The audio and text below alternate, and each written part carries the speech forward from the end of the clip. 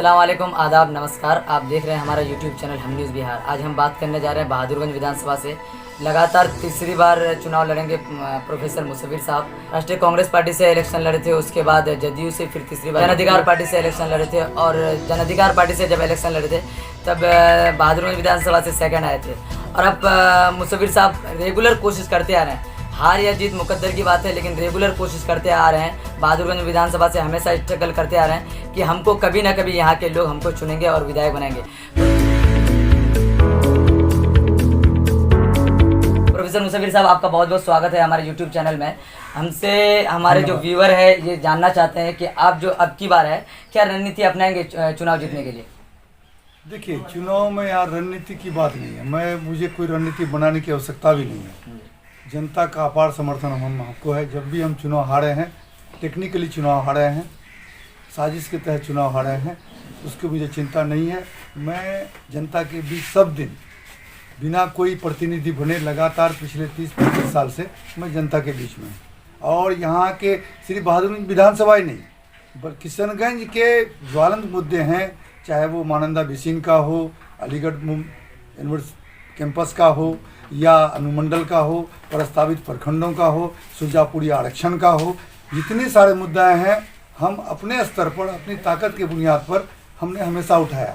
2019 को हमने उन मुद्दों को लेकर ही बहादुरगंज से किशनगंज तक 30 किलोमीटर का पैदल यात्रा किया 10,000 लोगों के साथ। तो ये लगातार मेरा संघर्ष है। चुनाव आज है तो कोई विशेष तैयारी करने की हमको आवश्यकता नहीं है। हम जनता के बीच हैं और जनता मेरे साथ है। हालात ऐसा होता है कि आज जातिवाद, धर्म, पैसा, इसके चलते हम कहीं ना कहीं साजिश का शिकार हो जाते हैं। और जिससे हमको सर, आप एक बात बोले कि बीच में कि हम टेक्निकली चुनाव हारते हैं, तो क्या आपको लगता है कि मतलब यहाँ पर ईवीएम का सेटिंग और चीज़ों का सेटिंग करके विधायक जीत जाते हैं और आप हार जाते हैं? नहीं, टेक्निकली जैसे पिछले 2010 में जब चुनाव हारे थे तो मुझे रणनीति के तहत हमारे विरोधियों ने घेरा और मेरे खिलाफ, मेरे पड़ोस में मेरे रिश्तेदारों को इस तरह से वो घेर के उसको चुनाव लड़ाया। अच्छा, ब्लैकमेल करके? हाँ, निर्दलीय। और पिछला चुनाव क्या हुआ, 2010 में हम इससे जदयू से चुनाव लड़ रहे थे। तीर छाप मेरा निशान था, तो एक आदिवासी कैंडिडेट को यहाँ खड़ा कर दिया गया पैसा दे करके कि आप खड़ा हो जाइए। तीर मेरा ऊपर रहा, तीर धनुष उसका नीचे रहा और उसको 5,000 वोट मिला, जबकि उसका इतना कुछ वोटे नहीं। बेरागाछ पीछे निश्चित रूप से किशनगंज जिला का सबसे पिछड़ा बैकवर्ड है, माने क्षेत्र है। इसका दो मूल कारण है।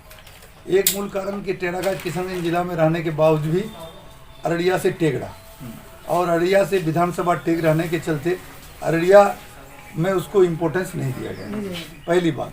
दूसरी बात, कौल कनकी या रेतुआ नदी का इतना बड़ा प्रकोप रहा कि उसको वो लोग झेल नहीं सकते। और सबसे महत्वपूर्ण बात है कि सबसे बैकवर्ड क्षेत्र था, हमारे नुमाइंदों को उस क्षेत्र को प्राथमिकता देनी थी, लेकिन कहीं ना कहीं उसमें अनदेखी हुई, उसको प्राथमिकता नहीं। पिछले 10 साल से टेरागाछ में फंडिंग भी हुआ, पैसा भी दिया गया, लेकिन दिक्कत इस बात की हो गई कि काम की गुणवत्ता नगण्य था। सड़कें बहुत बनी, आप टेरागाछ जाइएगा तो, लेकिन सड़क 15 से 20 दिन या महीना दिन, हार्डली 2 महीना सड़क चला, वो बदल गया। अब मुख्य मार्ग को ही देख लीजिए, टेरागाछ से बहादुरगंज है जाने की स्थिति में कहीं कुछ नहीं है।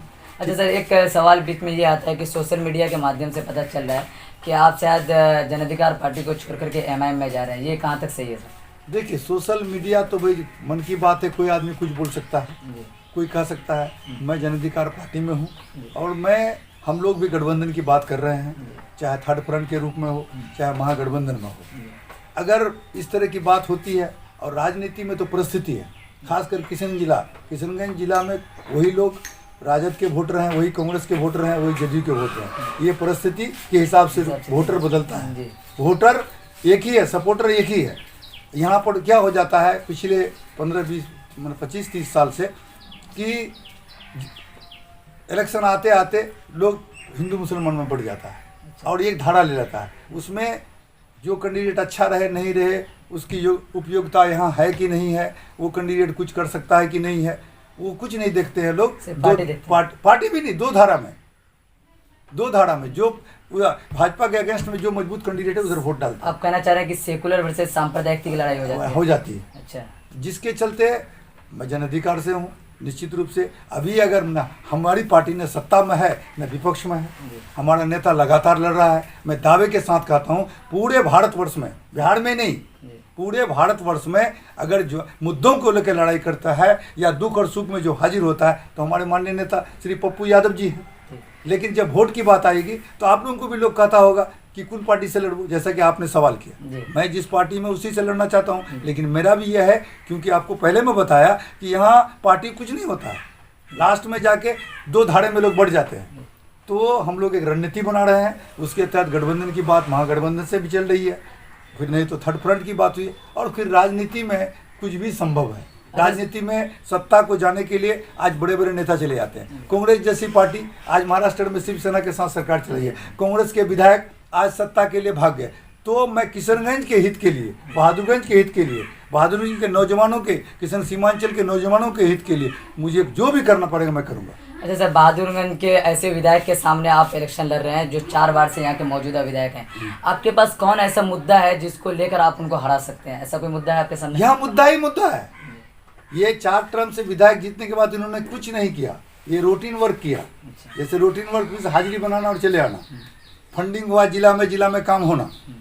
मैं पूछना चाहता हूँ वो एक भी काम बता दे, एक भी काम बता दे जो अपने प्रयास से उन्होंने लाया। लेकिन सोशल मीडिया में तो आए दिन उनका देखा जा रहा है, कहीं ना कहीं उद्घाटन करते रहते हैं।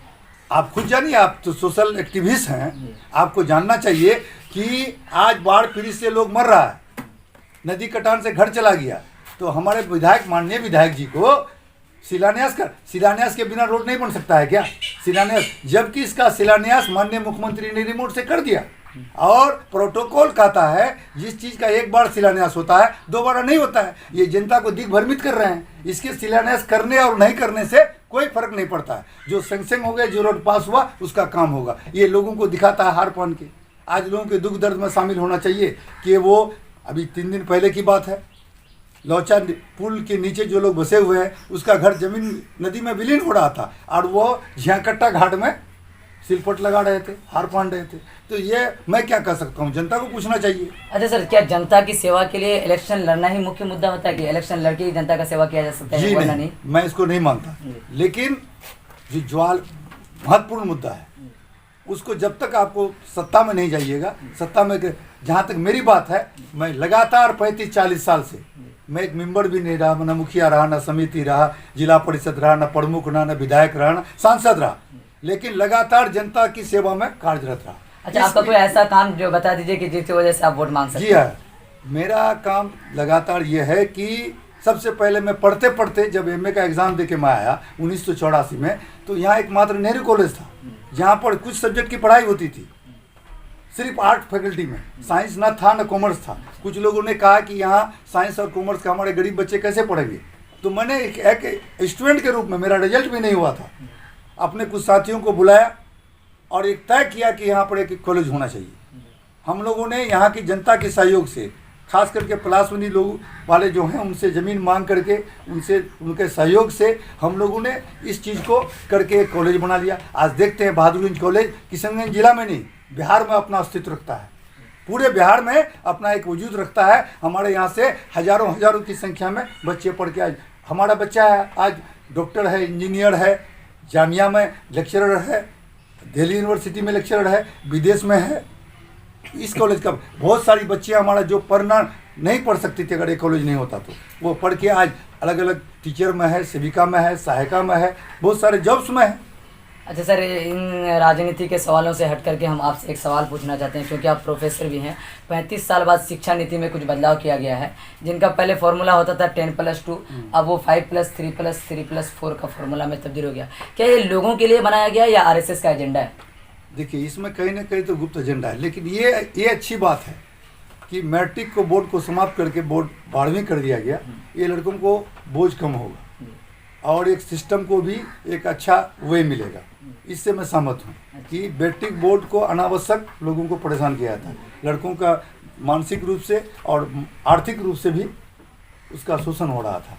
जबकि मैट्रिक लेवल पर आप कोई सर्विस नहीं दे रहे हैं, वो कोई मापदंड नहीं है, तो फिर उसमें बोर्ड रखने की आवश्यकता क्या है? नहीं, मेरा पूछने का मतलब ये था सर कि ये जो शिक्षा नीति को लागू किया, क्या इसमें कहीं ना कहीं पीछे से आरएसएस की मंशा छुपी हुई है? देखिए अभी हिंदुस्तान के जितने बुद्धिजीवी हैं, इंटेलेक्चुअल हैं, वो तो उसको वही कह रहे हैं, लेकिन मैं इसको सही से स्टडी किया नहीं, क्योंकि बिना कोई स्टडी किए उस पर, लेकिन कहीं ना कहीं जैसे कि कुछ चीज़ों को हटा करके उसमें जोड़ा गया है। जैसे भारतीय संविधान के बारे में जैसा चर्चा हुआ है कि उसमें सेकुलर शब्द में छेड़छाड़ किया जा रहा है, या फंडामेंटल राइट पर भी कुछ छेड़छाड़ हुआ है, तो उस सब चीज़ को पढ़ाने के बाद तो भाई आप मूल चीज़ जो मेरा है, जिस पर हमारा राष्ट्र, हमारा देश, हमारा मुल्क, हमारा कौम निर्भर करता है, जब उस पढ़ाई आप नहीं कीजिएगा तो एक अच्छा नागरिक बन नहीं सकता। इसलिए मैं तो कहता हूँ कि भारतीय संविधान के हर एक आर्टिकल, हर एक बात को बच्चों के बीच रखना चाहिए।